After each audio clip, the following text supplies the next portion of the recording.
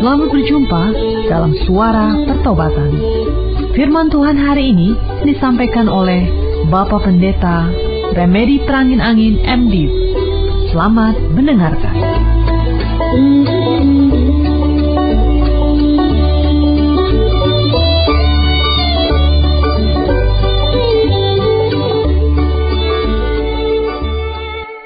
Terima kasih Tuhan Yesus, Engkau sudah mempersatukan kami kembali dalam persekutuan di udara.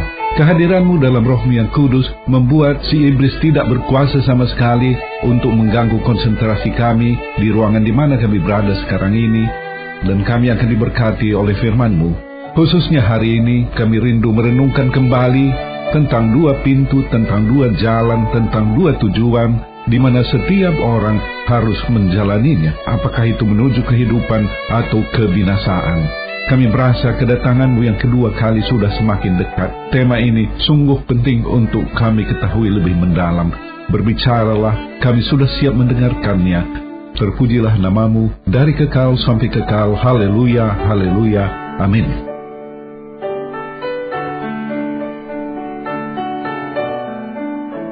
Shalom saudara. Senang sekali kembali kita berjumpa di udara.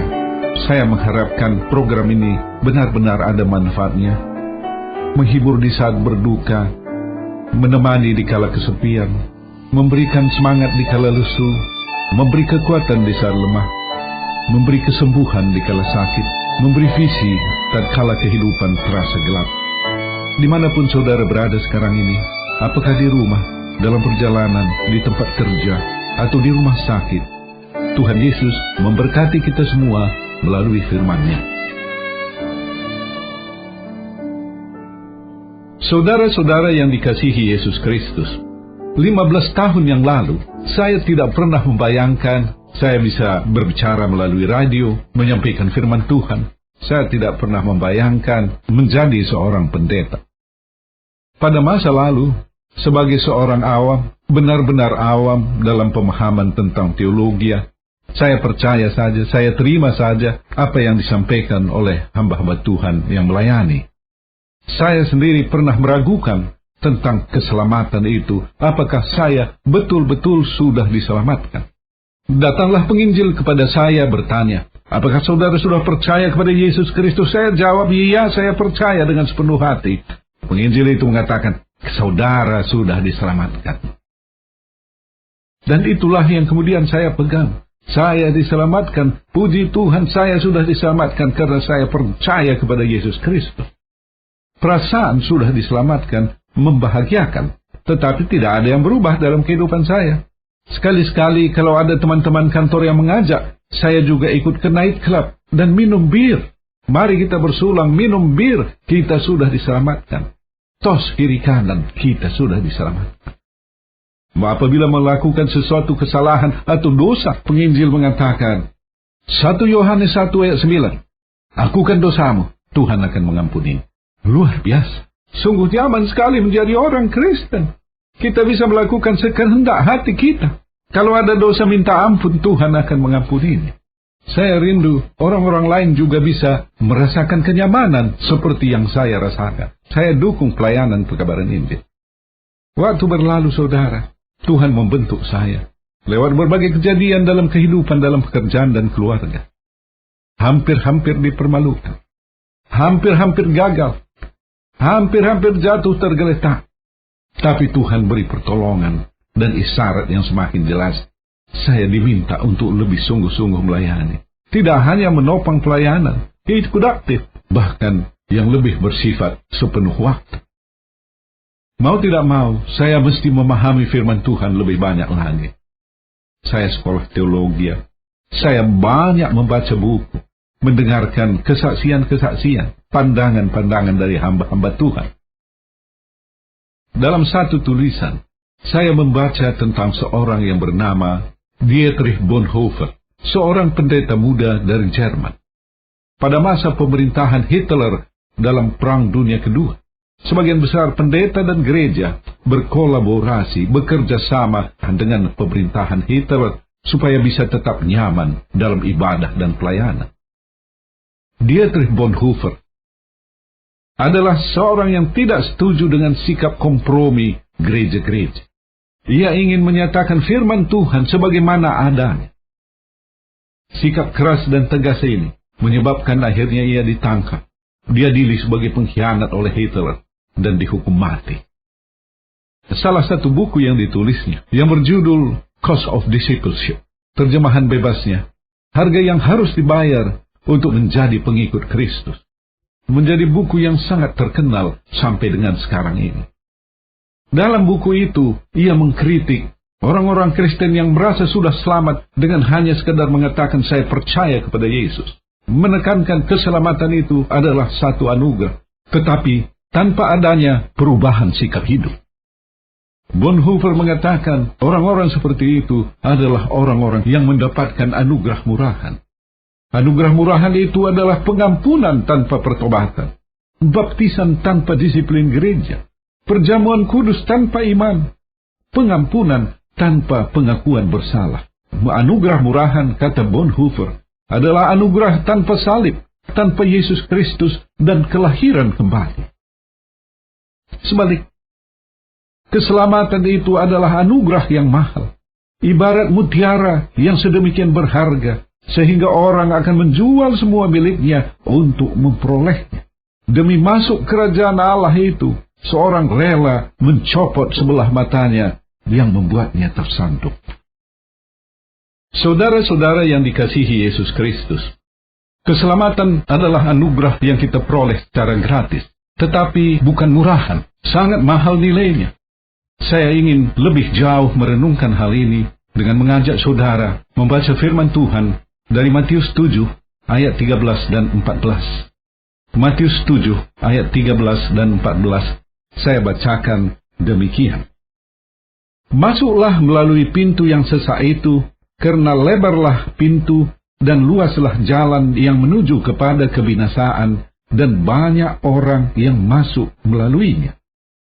Karena sesaklah pintu dan sempitlah jalan yang menuju kepada kehidupan, dan sedikit orang yang mendapatinya. Demikian firman Tuhan.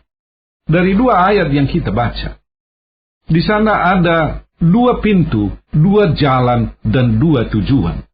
Dua pintu, pintu yang sesak dan pintu yang lebar, jalan yang sempit dan jalan yang luas.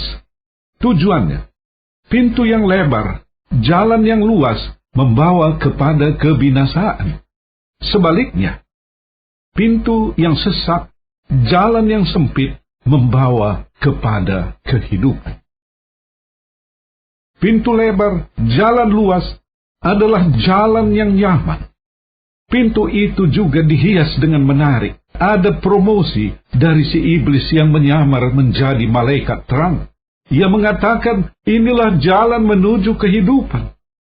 Tiap orang bisa bergandeng tangan untuk masuk ke dalamnya. Bisa sambil tos kiri kanan, minum bir dan anggur melenggang di jalan yang luas itu. Jalan yang menyenangkan. Jalan yang luas itu memungkinkan orang masuk secara kelompok, secara gereja, secara bangsa, karena jalannya luas. Tetapi jalan yang sempit, inilah jalan yang benar-benar menuju kepada kehidupan. Pintunya begitu sempit, pintu yang sesak.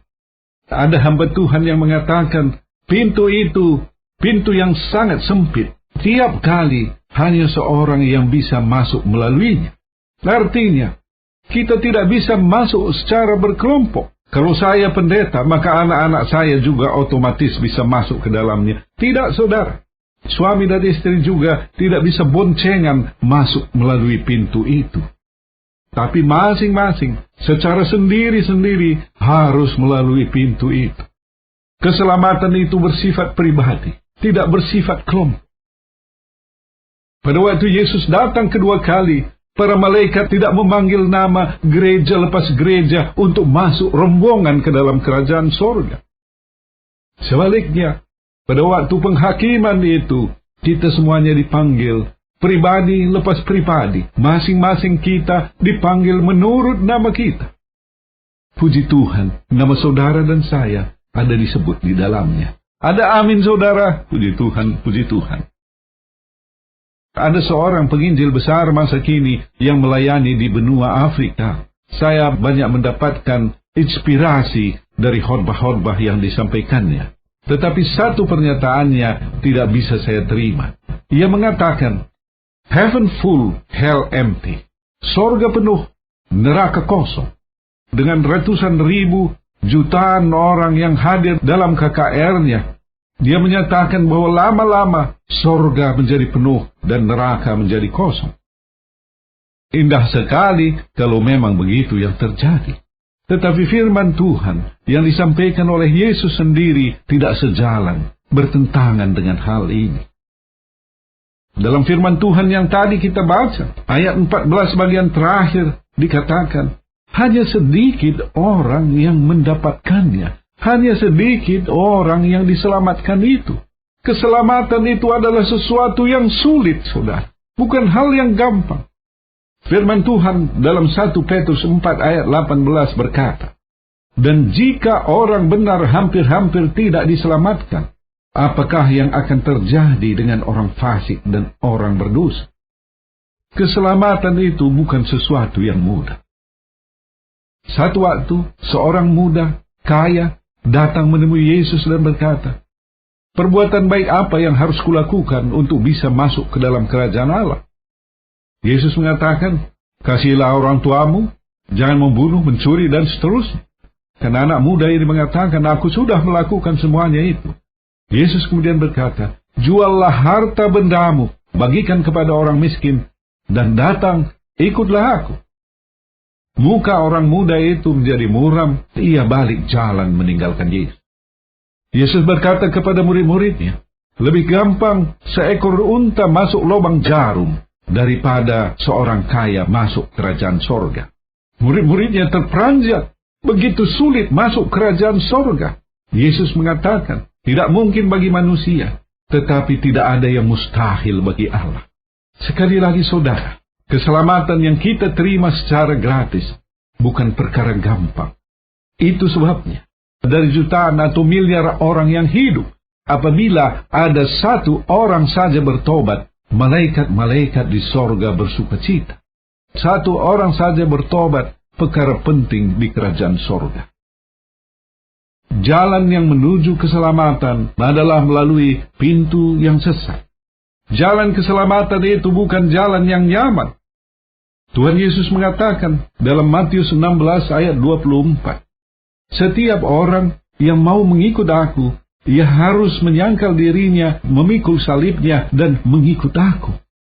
Sangkal diri, pikul salib, saudara. Kalau ada setan iblis di sekitar kita, maka kita bisa usir dalam nama Yesus. Tetapi keinginan daging kita hanya bisa dikalahkan dengan sangkal diri. Kita bisa menyangkal diri apabila kita juga berkomitmen untuk pikul salib. Salib lambang dari penderitaan, kesusahan, kesulitan, pengorbanan kita. Terus terang, tidak ada seorang pun dari antara kita yang mampu sangkal diri pikul salib. Hanya Yesus sendiri yang menguatkan kita untuk bisa melewati jalan yang sulit itu. Dia mengatakan dalam Yohanes 10 ayat 9, "Akulah pintu, barang siapa masuk melalui aku, ia akan selamat, dan ia akan masuk dan keluar, dan menemukan padang rumput." Yesuslah pintu itu, saudara. Pada waktu kita bertobat di dalam Yesus Kristus, menyesali dosa-dosa dan jalan tersesat selama ini, maka ia menganugerahkan kepada kita Roh Kudus. Roh Kuduslah memampukan kita untuk sangkal diri pikul salib itu. Ada amin, saudara. Puji Tuhan, puji Tuhan. Dalam Yohanes 14 ayat 6, Yesus berkata, "Akulah jalan dan kebenaran dan hidup. Tidak ada seorang pun yang datang kepada Bapa kalau tidak melalui aku." Pintu adalah Yesus, jalan adalah Yesus. Sepanjang perjalanan itu, Yesus menemani kita dalam Roh-Nya yang kudus. Luar biasa, kita tidak mampu sangkal diri pikul salib. Yesus memampukan kita. Kita masuk pintu itu dalam pertobatan, melewati jalan keselamatan yang adalah Yesus sendiri. Saudara-saudara yang dikasihi Yesus Kristus, Kedatangan Yesus yang kedua kali sudah semakin dekat. Keadaan dunia ini tidak semakin baik, tetapi bahkan semakin dan semakin sulit. Dalam Matius 24 ayat 21 dan 22, Tuhan Yesus berkata tentang akhir zaman. Demikian, sebab pada masa itu akan terjadi siksaan yang dahsyat, seperti yang belum pernah terjadi sejak awal dunia sampai sekarang, dan yang tidak akan terjadi lagi. Dan sekiranya waktunya tidak dipersingkat, maka dari segala yang hidup tidak akan ada yang selamat. Akan tetapi, oleh karena orang-orang pilihan, waktu itu akan dipersingkat. Kesudahan segala sesuatu semakin mendekat. Semakin mendekat bisa kita lihat dari dua hal. Pertama, Yesus akan datang kedua kali. Atau waktu kita mendekati akhirnya. Hidup kita, pribadi lepas pribadi, mendekati akhirnya. Mungkin ada yang berkata, aku masih muda, aku akan hidup lebih lama lagi. Belum tentu, saudara. Pada satu hari libur, seorang direktur perusahaan terkenal dilihat tetangga mengendarai sepeda motor mewah. Beberapa jam kemudian, yang pulang ke rumah adalah mayatnya. Di jalan terjadi serempetan dengan mobil, ia terjatuh dan tewas. Kita tidak tahu sampai kapan kita hidup di dunia ini. Oleh karena itu, saya ajak kita semua kembali merenungkan tentang dua pintu, dua jalan, dua tujuan itu tadi. Tuhan Yesus mengatakan, ada dua jalan, ini jalan keselamatan, ini jalan menuju kebinasaan. Tuhan berulang kali menyatakan hal seperti ini, mengingatkan kita. Firman Tuhan yang disampaikan hari ini memiliki satu kesan yang sangat mendesak. Kita harus pilih sekarang pada waktu kita dengar. Di kesempatan lain, Tuhan Yesus berkata tentang pohon yang baik dan pohon yang tidak baik. Buah yang baik dan buah yang tidak baik. Orang bijaksana dan orang bodoh. Orang bijaksana adalah orang yang membangun rumahnya di atas batu. Orang yang membangun rumahnya di atas batu adalah orang yang mendengarkan firman yang disampaikan Yesus dan melaksanakannya. Tetapi sebaliknya orang bodoh membangun rumahnya di atas pasir. Orang yang membangun rumahnya di atas pasir mendengar firman yang disampaikan Yesus tetapi tidak melakukannya. Dalam perjanjian lama, Tuhan juga berbicara tentang jalan kehidupan dan jalan kebinasaan ini. Dalam Ulangan 30 ayat 19, Musa berkata, pada hari ini kepadamu kuperhadapkan kehidupan dan kematian, berkat dan kutuk. Pilihlah kehidupan supaya engkau hidup, baik engkau maupun keturunanmu. Yosua berkata dalam Yosua 24 ayat 15, pilihlah pada hari ini kepada siapa kamu akan beribadah. Allah yang kepadanya nenek moyangmu beribadah di seberang sungai Efrat, atau Allah orang Amori yang negerinya kamu diami ini. Tetapi aku dan seisi rumahku, kami akan beribadah kepada Tuhan. Dalam pertarungan melawan nabi-nabi Baal, Elia berkata dalam 1 Raja-Raja 18 ayat 21, berapa lama lagi kamu berlaku timpang dan bercabang hati? Kalau Tuhan itu Allah, ikutilah dia. Dan kalau Baal, ikutilah dia. Hanya ada dua pilihan, saudara. Jalan keselamatan atau jalan kebinasaan. Jalan menuju sorga atau jalan menuju neraka. Sampai di sini saya teringat akan aljabar digital, aljabar logik. Sewaktu menjadi mahasiswa, jurusan baru dibuka, jurusan komputer. Saya masuk ke dalamnya dan kemudian menjadi asisten dosen di laboratorium komputer. Tugas saya memperagakan aljabar logik atau aljabar digital tersebut. Aljabar logik terdiri dari dua angka, 0 dan 1. Tidak ada angka lain di tengah. Persis begitulah kehidupan yang ditawarkan oleh Yesus. Kalau memilih antara putih dan hitam, manusia masih bisa memilih abu-abu. Tetapi dalam ilmu digital, tidak ada abu-abu. Hanya 0 dan 1. Demikian juga dengan tawaran yang disampaikan oleh Yesus, yang disampaikan oleh Tuhan. Kita tidak bisa mengatakan, pilih sorga atau neraka, Saya pilih atau tidak bisa. Pilih sorga atau terang. Kalau kita tidak bersama Tuhan, berarti kita bersama si iblis. Saudara kekasih, di jalan mana saudara ada sekarang ini? Di jalan keselamatan atau di jalan kebinasaan? Tidak ada jalan di tengahnya. Kalau di jalan keselamatan, berarti saudara bersama dengan Yesus, dipimpin oleh Roh Kudus, menikmati hidup penuh sukacita, damai, sejahtera. Sebaliknya, apabila saudara tidak berada dalam jalan keselamatan, pastilah saudara ada di jalan kebinasaan bersama dengan si iblis. Kehidupan penuh kekhawatiran, ketakutan, ketidakpastian akan masa depan. Tidak ada sukacita, damai, dan sejahtera. Pada hari ini, pada waktu kita mendengar firman Tuhan, mari kita selidiki hati kita sampai lubuk yang paling dalam. Jangan pandang enteng dengan sekedar berkata, saya sudah percaya kepada Yesus, saya sudah diselamatkan. Cek kembali, apakah saudara sudah mengalami perubahan hidup di dalam Yesus Kristus? Apakah saudara sudah mengalami kelahiran kembali di dalam Yesus Kristus? Sekarang saatnya saudara penuhi ajakan Yesus. Masuklah melalui pintu yang sesak, melalui Yesus Kristus sendiri. Berjalanlah di jalan yang sempit, jalan yang dipimpin oleh Yesus Kristus, membawa kepastian bagi kita memasuki kerajaan sorga, kerajaan yang kekal. Tuhan Yesus memberkati kita semua dengan keluarga berlimpah-limpah.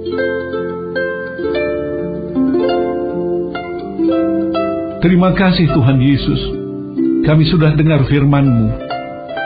Biarlah Roh Kudus berbicara di dalam hati kami, menjelaskan lebih dalam lagi tentang arti sesungguhnya dari percaya kepada Yesus, tentang anugerah keselamatan.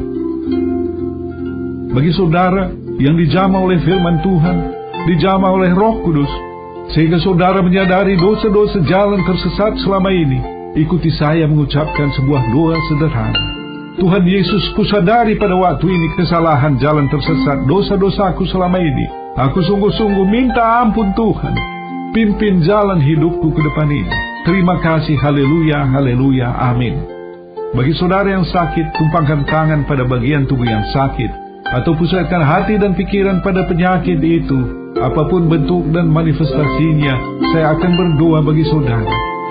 Tuhan Yesus, seturut dengan firman-Mu, pada waktu Injil diberitakan, di sana ada kuasa dan mujizat termasuk penyembuhan. Sembuhkan saudara-saudara yang sakit yang sedang mendengarkan siaran ini. Haleluya, haleluya, amin. Bagi saudara yang punya akar pahit luka jiwa, tidak bisa mengampuni seseorang atau beberapa orang, bahkan mungkin ada rasa trauma karena perbuatan-perbuatan mereka yang begitu menyakiti hati saudara. Saya rindu berdoa untuk saudara. Tuhan Yesus, jamah saudara-saudara kami yang punya akar pahit luka jiwa. Jamah mereka dengan Roh-Mu yang kudus, sehingga mereka dimampukan untuk mengampuni saudara-saudara yang bersalah kepada mereka. Sukacita damai sejahtera timbul lagi dalam hati saudara-saudara kami. Haleluya, haleluya, amin. Akhirnya saya berdoa bagi semua pendengar siaran ini, berkati secara pribadi dan keluarga, berkati usaha pekerjaan, studi, kegiatan dan pelayanan. Terpujilah nama-Mu Tuhan Yesus, dari kekal sampai kekal. Haleluya, haleluya, amin.